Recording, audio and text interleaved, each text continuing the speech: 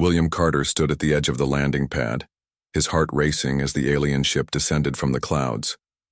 It was sleek and silver, shaped like a teardrop, with no visible engines or windows. The warm June breeze ruffled his gray hair as he straightened his tie one last time. As Earth's chosen ambassador, the weight of this moment pressed heavily on his shoulders. Behind him stood the welcome committee, military officers, scientists, and government officials from around the world. Among them was Dr. Laura Mitchell, her blonde hair pulled back in a tight bun, clipboard clutched to her chest. As the lead xenobiologist, she had spent the last 3 weeks preparing for this moment since the aliens had made first contact. "This changes everything," William whispered more to himself than anyone else. The ship touched down without a sound. A seam appeared in its smooth hull, widening into a doorway. Light spilled out, and then they emerged, the representatives of the Galactic Council. The leader stepped forward, a tall being with skin that resembled polished crystal. Light seemed to dance beneath its surface.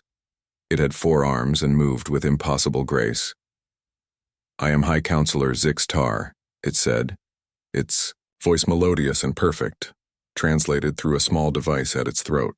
"We bring greetings from the 17 spacefaring species of the Galactic Council." William stepped forward and bowed slightly. "On behalf of humanity and planet Earth, we welcome you. I am Ambassador William Carter." The ceremony that followed was broadcast to billions around the world. Zixtar spoke of peace, of sharing knowledge, of lifting humanity to the stars. The Council had been watching Earth for decades, it explained, waiting until humans were ready for contact. "Your species has great potential," Zixtar said. "We wish to guide you to your rightful place among the stars." Later, at the reception inside the newly built First Contact Center, Laura Mitchell watched the aliens carefully. Besides Zixtar, there were 6 other Council members, each from a different species. They mingled with Earth's leaders, offering promises of advanced technology, medical breakthroughs, and faster-than-light travel. Laura approached a smaller alien with green plant-like skin who had introduced itself as Balorn. "Your civilization must have faced challenges similar to ours," Laura said. "Climate change, resource depletion." Balorn's face rippled in what might have been a smile. "Such problems are easily solved with proper technology. The Council will provide everything you need." "That's very generous," Laura said. "What does the Council want in return?" "Only your participation, your unique perspective." Balorn's eyes, like black marbles, revealed nothing. Across the room, William was deep in conversation with Zixtar and the President. Laura overheard fragments. "Cultural exchange program, technology transfer, integration timeline, 6 weeks." Later, Laura sat in her lab, reviewing the data from the Council's gift of medical technology.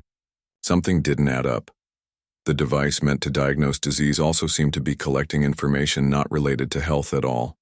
Brain patterns, emotional responses, genetic markers. Her phone buzzed. It was a message from Samantha Reyes, an engineer working on the new faster-than-light ship being built with Council help. "Need to talk. Not on official channels. Meet me at Joe's Diner, 8 p.m. Laura arrived at the small diner on the outskirts of town. Samantha was already there, nursing a cup of coffee, her dark eyes scanning every person who entered. When she saw Laura, she visibly relaxed, but only slightly. "Thanks for coming," Samantha said as Laura slid into the booth. "What's this about?" Samantha pulled out a tablet and pushed it across the table. "I'm working on the USS Defiant. It's supposed to be our first FTL ship, built with Council tech. This is what I found hidden in the drive system." Laura looked at the schematics on the screen. "I don't understand." "What am I looking at?" "A tracking system. Not in any of the blueprints they gave us. It sends constant updates on the ship's location, crew conversations, even the materials we're using to build it. And it can't be turned off without disabling the entire drive." Laura's stomach tightened. "I found something similar in their medical tech. It's collecting data on us, way more than they admitted." "There's more," Samantha said, her voice dropping lower. "Captain Ethan Powell took the Defiant on a test run to Jupiter last week. When they got back, he pulled me aside. said the council. Ships there scanned us in ways that weren't part of the agreement. And he overheard two aliens talking when they thought no humans were around. They referred to us as the next containment project. Laura felt a chill run through her. Containment? I don't know what it means, but I don't like it. The next morning, Laura requested access to the complete database of council communications, citing her need to better understand alien biology. To her surprise, her request was granted. For 2 weeks, she sifted through thousands of files, most of them mundane. Then she found it, buried in subsidiary data, references to 22 other developing worlds the council had approached. None of them appeared in the official galactic maps or histories provided to Earth. She dug deeper, using pattern recognition software to find hidden connections. Late one night in her office, the pieces finally came together. A video file, heavily encrypted. She broke through the security using techniques she'd learned from studying council technology. The footage showed a planet, green and blue like Earth. Then ships, council ships, surrounding it. A flash of light, the planet's surface burning. Another flash, cities reduced to ash. The recording ended with a council member saying, "Containment complete. The Vrel no longer pose a threat to galactic stability." Laura's hands shook as she called William. "It's 3 in the morning, Laura," he answered, his voice groggy. "The council is lying to us, William. They're not here to help. They've done this before. Made contact with developing worlds, then they destroyed them. That's absurd. Why would they? I have proof, and it gets worse. According to their timeline, the integration ceremony is in 2 months. I think that's when they plan to strike." William was silent for a long moment. "These are serious accusations. If you're wrong, I'm not wrong." And Samantha Reyes found tracking devices hidden in the Defiant. Captain Powell overheard them talking about containment. "William, they see us as a threat. Come to my office first thing tomorrow. Bring everything you have." His voice had lost all traces of sleep. The next day, William stared at Laura's evidence, his face pale. "This can't be happening." "It is happening," Laura said. "And we need to warn everyone." "No," William said, surprising her. "Not yet. If we sound the alarm, they'll know we've discovered their plan. Our only advantage is that they don't know we know." He stood and looked out his window at the council ship hovering above the city. "We need to play along, buy time, gather allies, and prepare to fight back." Laura nodded slowly. "How long do we have?" William checked the schedule on his desk. "The integration ceremony is in 7 weeks. That's when they'll make their move." 7 weeks to save humanity, Laura said. 7 weeks to show them they picked the wrong species to mess with. William's eyes hardened with determination. "Get Samantha and Captain Powell here. We need to start planning now." Outside, the council ship gleamed in the sunlight, beautiful and deadly. The aliens believed they had humanity right where they wanted them. They had no idea what was coming. Laura, William, Samantha, and Captain Ethan Powell sat in a secure room deep beneath the Pentagon. The walls were lined with special material that blocked all signals. No cameras, no microphones, no way for the council to listen in. "Show them what you found," William said to Laura. Laura connected her tablet to the wall screen. "I hacked into the council's database using their own access codes. They're overconfident and didn't expect us to understand their systems so quickly." The screen filled with images of planets, beautiful worlds with oceans, forests, and cities. "These are the 23 worlds the council has helped in the last century," Laura explained. "None appear in the official galactic records they gave us." She tapped her screen. The images changed to show destruction. Cities in ruins, oceans boiling, planets turned to ash. "This is what happened to them." Captain Powell leaned forward. He was a tall man with a weathered face and sharp blue eyes. "Why? Why approach these worlds only to destroy them?" "Competition," Samantha said. "They eliminate potential rivals before they become threats." Laura nodded. "I found their assessment of humanity in their secret files. Listen to this." She pressed play on an audio file. A voice, recognizable as Zix Tars, spoke. "Humans represent a clear Category 1 threat potential. Their rate of technological advancement exceeds safety parameters. Unlike other species, they progress through conflict and competition rather than harmony. They adapted our preliminary tech transfers at 300% the expected rate. Recommendation: immediate containment before they develop independent space capabilities. The room fell silent. "They're afraid of us," William finally said. "With good reason," Samantha replied. "The drive technology they gave us? I've already found 3 ways to improve it. They've been using the same designs for thousands of years without innovation." Laura pulled up more files. "According to these records, the Council hasn't actually created new technology in over 10,000 years. They just maintain what they inherited from some precursor civilization. Their species evolved toward stability, not change. And we evolve through adaptation and innovation," William said. "That terrifies them." Ethan tapped the table thoughtfully. "The question is, what do we do now? We have 6 weeks until their integration ceremony. That's when they plan to strike." William stood up and paced the room. "We need a 2-part plan. First, we play along. Make them think we're eager to join their council as a subservient species. Keep them comfortable and overconfident. And second," Laura asked, "we prepare to fight back." William's face hardened. "And we prepare a backup plan in case fighting isn't enough." Over the next 2 weeks, their small group expanded carefully. General Olivia Summers joined, bringing military expertise. Professor Daniel Garcia, a physicist who had been working with Council technology, brought scientific insight. They met in different secure locations each time. They used code words and encrypted messages. They trusted no one outside their circle. In a secret facility under the Arizona desert, Daniel showed them his discoveries. "The Council gave us drive technology that they claimed was their newest model," he explained to the group. "It's actually centuries old by their standards. But even this outdated tech has incredible potential they never explored." He pulled a sheet off a large device. "This is what I've been able to develop in just 3 weeks. It was a weapon, sleek and deadly looking. It uses the same principles as their faster-than-light drives, but reversed. Instead of moving a ship through space, it disrupts the space around a target.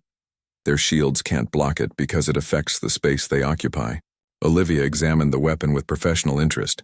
"How many can we build in 4 weeks? With the resources I have? Maybe 5. Daniel shrugged. "With proper backing? Hundreds." "You'll get what you need," Olivia promised. Meanwhile, on the USS Defiant, Samantha and Ethan worked tirelessly. The ship had been completely rebuilt from the inside out, all tracking devices removed, all systems enhanced beyond Council specifications. "They gave us the blueprints for a ship they could easily defeat," Samantha explained to Laura during a rare break. "We've turned it into something they've never seen before." Laura had her own project. In her lab, hidden from Council observers, she analyzed the inoculation the aliens had scheduled for humanity just before the integration ceremony. "It's not a medical treatment," she told William when he visited. "It's a control mechanism. It would make humans docile and compliant." "Can you create a countermeasure?" Laura nodded. "Already done. We can distribute it through the water supply. People will think it's a new vitamin supplement." 3 weeks before the ceremony, William met with Zixtar in the Council's grand ship that hovered above New York City. The alien was as beautiful and imposing as ever, its crystalline skin catching the light. "We are pleased with humanity's enthusiasm for joining the galactic community," Zixtar said. William smiled warmly. "We're honored by your guidance. Our people are eager for the integration ceremony." "Excellent. And the preparations for the planetary defense grid?" This was the Council's trap. The defense grid they wanted humans to build would actually be used against Earth. It would target major cities simultaneously when activated. "On schedule," William lied smoothly. "Though we've had some technical difficulties understanding the more advanced components." Zixtar's expression didn't change, but something like satisfaction flickered in its eyes. "That is to be expected. We will provide additional guidance. Thank you for your patience with our less developed minds." After the meeting, William returned to the secure room where the others waited. "They suspect nothing," he reported. They think we're just simple, grateful primitives. Olivia pulled up a map on the screen. We've identified all their hidden platforms. In orbit. The ones they think we don't know about. They have weapons capable of targeting every major city on Earth. Can we disable them? Ethan asked. Not without alerting them, Olivia said, but we can be ready to strike when they make their move. Daniel pointed to different locations on the map. We've placed our quantum disruptors here, here, and here. When activated, they'll disable the Council's primary weapon systems. Laura looked at the plans with concern. Even with all our preparations, we can't be certain of victory. The Council has technology we haven't seen yet. William nodded grimly. That's why we need the backup plan. Ethan, how many ships do we have? Ready? 50, Ethan replied. Built in secret underground facilities. The Defiant will lead them. And the stasis pods? William asked. 10,000 volunteers already selected, Samantha said, plus genetic samples, cultural archives, everything needed to preserve humanity. William looked at each person in the room. 1 week from now, we make our final preparations. 2 weeks from now, we either save Earth or ensure humanity survives elsewhere in the galaxy. Outside, the Council ships gleamed in orbit, unaware that their prey was preparing to become the predator. 1 week before the integration ceremony, the resistance movement had grown. In every major city around the world, small groups worked in secret. They distributed Laura's countermeasure to the Council's control drug. They installed hidden devices, designed by Daniel to disrupt alien technology. They prepared. William maintained his role perfectly. He attended Council events with a smile, expressing humanity's gratitude and excitement. We have prepared special entertainment for the ceremony, he told Zixtar during their latest meeting. A celebration of human culture that we hope will please the Council. Zixtar nodded graciously. We look forward to it. After the ceremony, you will understand your true place in the galactic community. The threat behind those words was clear. To William now, though he kept his face friendly and ignorant. Meanwhile, deep beneath the Rocky Mountains, General Olivia Summers led the final military preparations. The command center was a hive of activity, with officers from nations around the world working together despite old rivalries. The Chinese fleet is in position, reported a lieutenant. Russian aerospace forces ready. European Union defenses online? Olivia nodded, her gray eyes sharp as she studied the global map. And our special forces teams? Deployed near all major Council outposts. She turned to Captain Ethan Powell, who had just arrived from the USS Defiant. How's our space capability? The Defiant is ready, he said. The rest of the fleet is at 92% completion. We've dispersed them to 12 launch sites around the world. If one is discovered, the others will still be operational. Good. Olivia pointed to the map. We've detected increased activity in the Council's orbit platforms. They're moving into final position for their attack. Ethan frowned.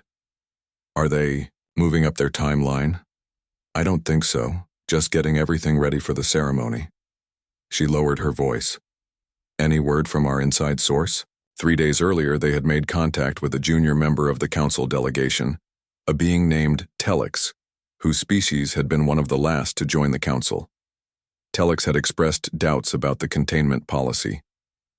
Telex confirmed our suspicions, Ethan said quietly. The integration ceremony is when they plan to activate their weapons. The defense grid we helped build will be turned against us. Simultaneously, they'll release a compound into the atmosphere to make survivors more compliant. Just like the 23 worlds before us, Olivia said grimly. In her lab, Laura worked around the clock. She had discovered something unexpected in human DNA, something the Council feared. Look at this, she told Daniel, pointing to her screen. There's a sequence here that none of the Council species have. It governs neuroplasticity and cellular adaptation. Daniel studied the data. What does it mean? It means we can adapt to new environments and challenges much faster than they can. Their species evolved toward stability, while we evolved to embrace change. She pointed to another chart. And it's not just physical. Our brains form new connections in response to New information at a rate 20 times faster than any council species. That's why they fear us, Daniel realized. We're unpredictable, we innovate. Exactly. And look at this. Laura switched to a different screen showing a simulation. When humans interact with other species, our presence seems to catalyze innovation. In them too, we inspire change just by being around others. The Council's worst nightmare, Daniel said. They've built their entire civilization on stability and control. Across the world, the final pieces fell into place.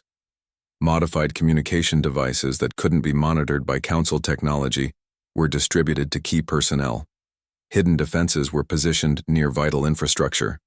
The last of Laura's countermeasure was added to water supplies. 3 days before the ceremony, William called a meeting of the core resistance leaders. "This is our final briefing before everything begins," he said to the group gathered in the secure room. "Once we leave here, we stick to the plan. No deviations unless absolutely necessary." He turned to Laura. "The countermeasure? Distributed globally. 97% coverage of major population centers. People who drink treated water will be immune to the Council's control drug." Daniel, the physicist, straightened his glasses. "Quantum disruptors in place at all 27 key locations. Once activated, they'll create a field that prevents Council weapons from functioning within Earth's atmosphere." Samantha? "Fleet is ready. The Defiant will lead with 49 ships following in 3 waves. Stasis pods are at full capacity, with 10,000 volunteers. Genetic bank and cultural archives secured." Olivia? The general stood, activating a holographic display of Earth and the surrounding space. "All military assets in position. Special forces ready to neutralize Council ground personnel. Satellite defenses prepared to counter orbital platforms. We've also positioned our new weapons at these points." She highlighted several locations. "Ready to target Council ships directly." William nodded. "And our diplomatic plan?" Ethan cleared his throat. "We'll proceed as planned with the ceremony. William will reveal the truth at the critical moment, broadcasting evidence of the Council's true intentions to the world. When Zixtar orders the attack, we'll be ready." William looked at each person around the table. "There's a high probability that some of us won't survive what's coming, but humanity will survive. Either here on Earth or out there," he gestured upward, "with our ships carrying the best of us to new worlds." "One last thing," Laura said. "Our intelligence suggests there may be divisions within the Council. Not all member species fully support the containment policy. Our source Telex may not be the only one with doubts." "Can we exploit that?" Olivia asked. Laura nodded. "I've prepared a specific broadcast targeting these factions. If we can cause even a small hesitation in their forces, it might give us the edge we need." The day before the ceremony arrived. Around the world, people went about their lives unaware of what was about to happen. The Council ships hovered in orbit, gleaming in the sunlight like beautiful, deadly jewels. In his apartment, William couldn't sleep. He stood by the window looking up at the night sky where he knew Council ships were watching. His phone buzzed with a message from Laura. "Final checks complete. We're as ready as we'll ever be." He sent back, "History begins tomorrow on the E-Tower USS Defiant. Ethan and Samantha made last-minute adjustments to the ship's systems. Do you think we can win?" Samantha asked quietly. Ethan considered the question seriously. "I don't know. But I do know this. They picked the wrong species to underestimate." Dawn broke over New York City where the integration ceremony would take place. Council ships descended through the clouds, taking position above the specially built platform in Central Park. The day humanity had been preparing for had arrived. In command, centers, bunkers, and ships around the world, humans stood ready. Zixtar would soon discover that banning humanity from the galactic community would be the easiest part of the day. Stopping the consequences of that decision would prove impossible. The integration ceremony began at noon under clear blue skies. Central Park had been transformed with alien architecture that blended with Earth designs. A massive stage dominated the Great Lawn, surrounded by seating for world leaders and important guests. Orbiting above, Council ships formed a perfect circle. To the uninformed, it looked majestic. To William, who knew their true purpose, it was a firing squad preparing for execution. Billions of people around the world watched on screens. As William walked onto the stage, he wore a formal suit with a special pin designed by Samantha, a pin that contained a signal jammer preventing the council from cutting the broadcast.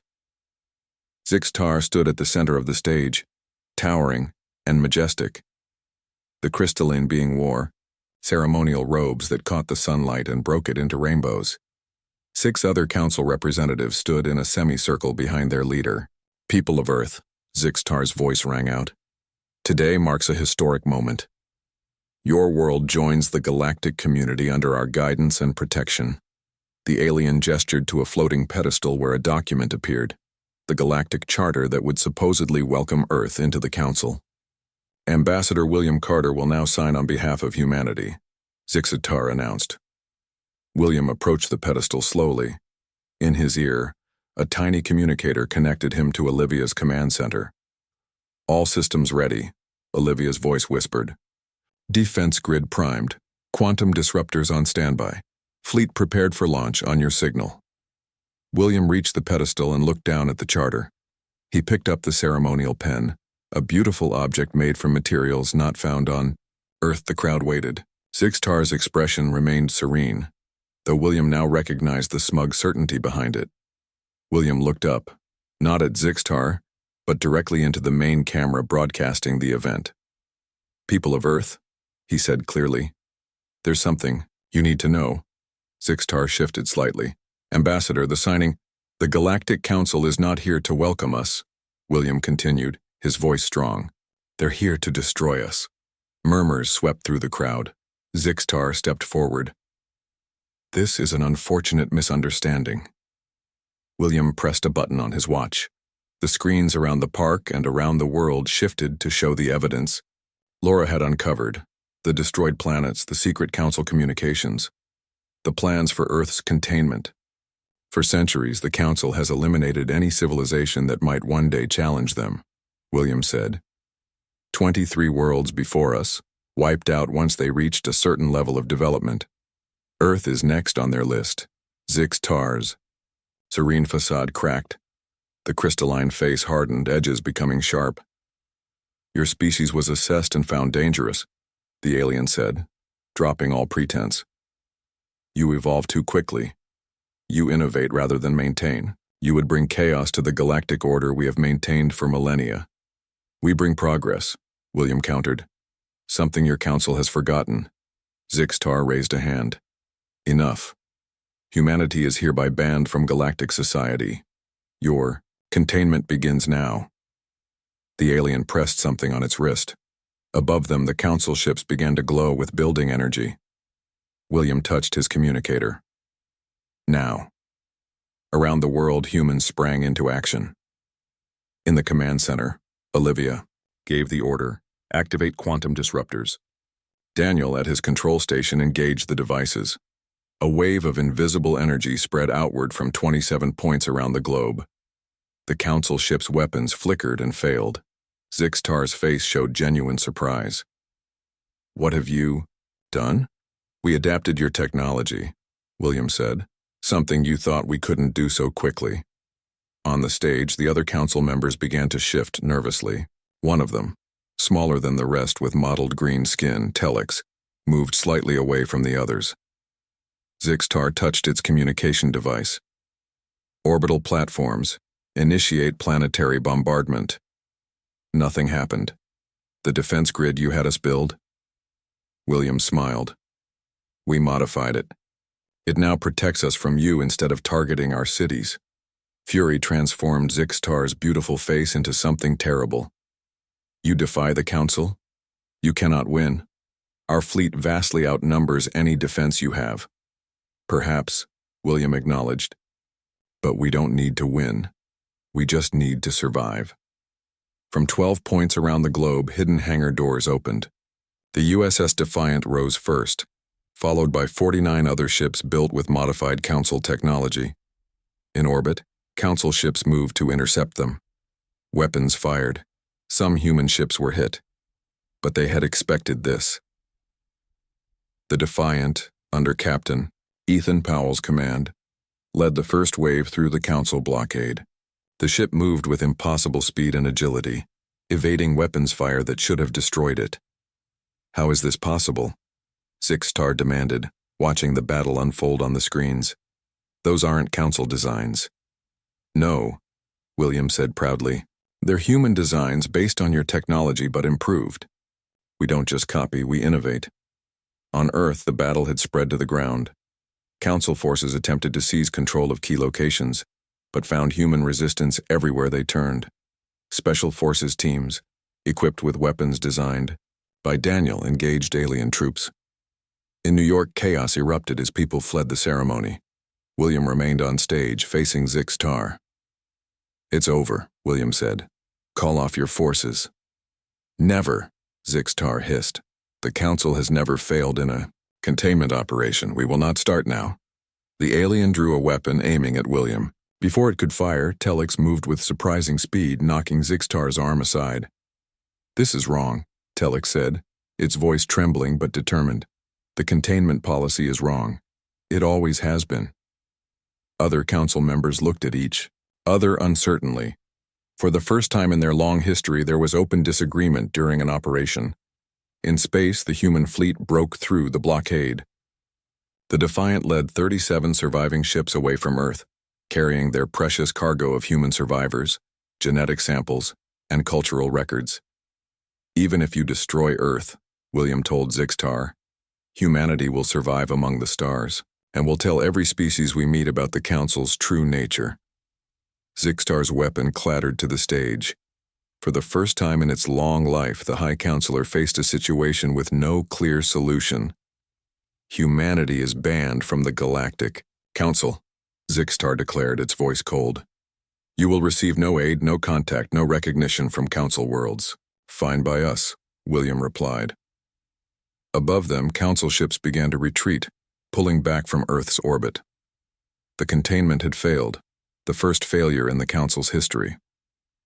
On the USS Defiant, Ethan and Samantha watched the Council fleet withdraw.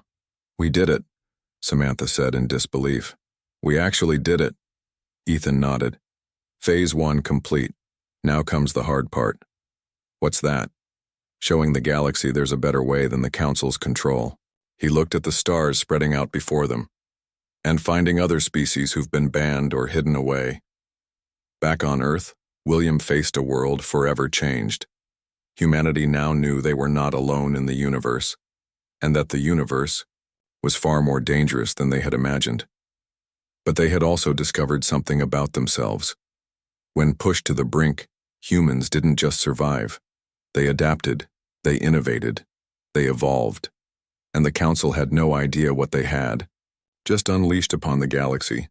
5 years passed since the day humanity defied the Galactic Council. Earth had changed in ways no one could have imagined. William stood at the window of his office in the new United Earth Government building in Geneva. Below, people went about their daily lives in a city that blended old European architecture with new technologies developed from Council designs. Laura entered the room, carrying a tablet. The years had added a few gray strands to her blonde hair, but her eyes remained sharp and curious. "The latest reports from our colonies," she said, handing the tablet to William. He scrolled through the information. Humanity had established 7 thriving colonies on distant worlds beyond Council space. The USS Defiant and its fleet had found other species who either had been banned by the Council or had hidden to avoid discovery. "New Denver is requesting more agricultural equipment," William noted. "Already approved. The shipment leaves next week." Laura smiled. "Their population has grown to 15,000. William put down the tablet. "And what about our visitors?" Waiting in the conference room, they walked together down a wide hallway to a room where 3 alien beings sat around a table. One was Telix, the Council member who had defied Zixtar. The other 2 were species William had never seen before. One with 4 arms and iridescent skin, the other small and furry with large, intelligent eyes. "Ambassador Carter," Telix greeted him. "Thank you for seeing us." "Former ambassador," William corrected with a smile. I'm just an advisor now. You will always be the one who changed the galaxy, Telek said. The council is fracturing.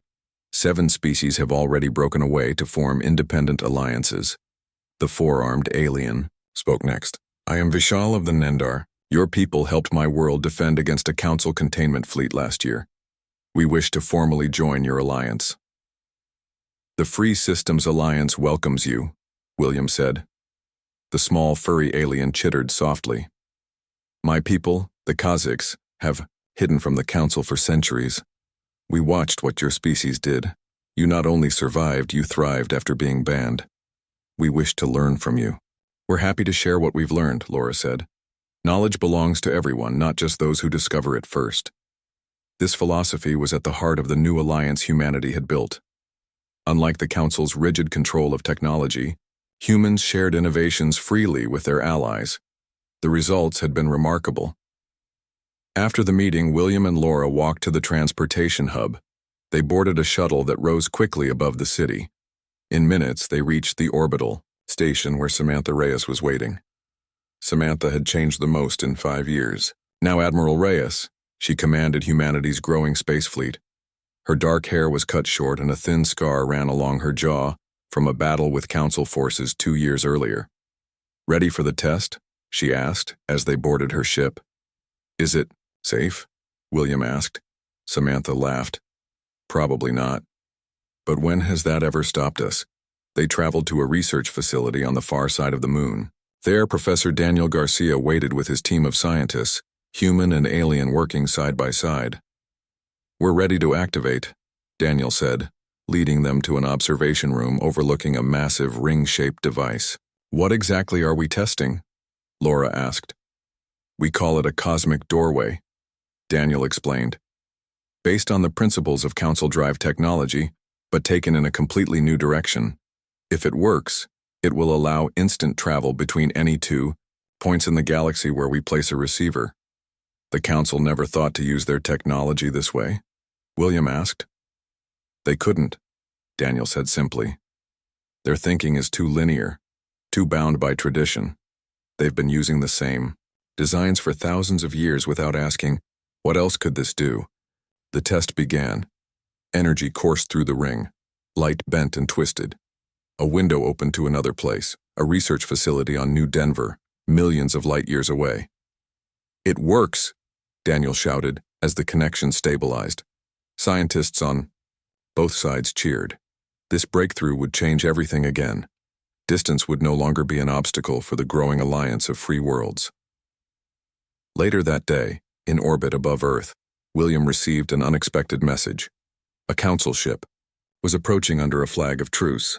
It requested permission to enter Earth space. William, Laura, and Samantha met the ship at the edge of the solar system aboard the USS Defiant II, a vessel far more advanced than its predecessor. Captain Ethan Powell, now with gray at his temples, commanded the ship. The council vessel was smaller than their warships, elegant and beautiful. From it emerged a single figure, Zix Tar. The High Counselor had lost much of its former glory. Its crystalline form seemed duller, less imposing. But pride still marked its movements as it boarded the Defiant II. Ambassador Carter, it said, formally. High Counselor Zix Tar, William replied. This is unexpected. The galaxy has changed, Zix Tar said. Your species has forced change upon us all. Not just our species, William corrected. The Free Systems Alliance includes 23 worlds now. Yes. Zix Tar seemed to struggle with the next words. The Council wishes to negotiate. William raised an eyebrow. Negotiate what? Peace, trade, perhaps cultural exchange. Laura stepped forward. You tried to destroy us 5 years ago. Why should we trust you now? Because the Council is dying, Zix Tar admitted. 7 species have left us. Others threaten to follow. Our economy is collapsing without the resources of the worlds we once contained. You mean the worlds you destroyed, Samantha said coldly. Zix Tar lowered its head slightly. Yes, a policy I now see was misguided. William studied the alien carefully. What exactly are you proposing? A meeting between council representatives and your alliance to discuss a new relationship. William looked at his companions. They had fought hard for humanity's freedom and future, but they had also learned that progress came through cooperation, not isolation. We will consider your request, William said finally. But know this, we will never submit to council authority. Any relationship must be between equals. The council may find that difficult to accept, Zixtar said. Then they will continue to decline, William replied simply, while we continue to grow. After Zixtar departed, William stood with his friends on the observation deck looking out at the stars. Do you think they can change? Ethan asked. The council has operated the same way for thousands of years. They'll have to change, Laura said. Adapt or fade away. That's the lesson they never learned. And the lesson we never forgot, William added. 5 years ago, they banned humanity from their precious galactic community. They thought that was the end of us. Samantha smiled. Instead, it was just our beginning. In the vast darkness of space, the stars seemed endless, full of possibilities. Humanity had been banned by the council, but it was far too late to stop the consequences. A new age had begun, not just for Earth, but for the entire galaxy, and it all started with one species that refused to be contained.